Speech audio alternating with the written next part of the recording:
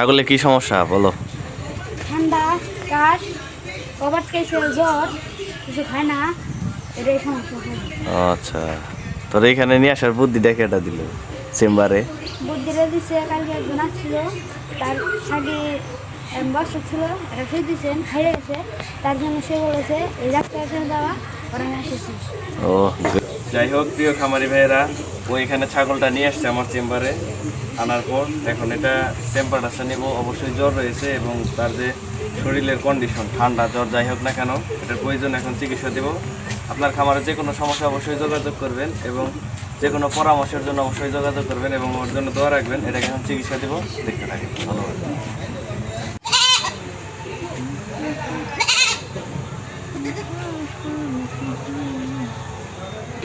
বিকেল ভালো থাকে খাইতে হঠাৎ করে না বাড়াইতে দেয়। হ্যাঁ উলানো করে মানে বিভিন্ন চলে সকালে বিভিন্ন চলে কাজ করছে পেটটা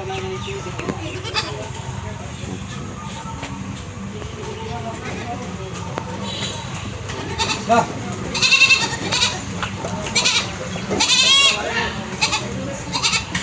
খামারি ভাইরা, এটা টেম্পারেচার নিয়ে দেখলাম এটার 108 ডিগ্রি জ্বর রয়েছে। এখন এটাকে চিকিৎসা দিচ্ছি, দেখতে পাবেন।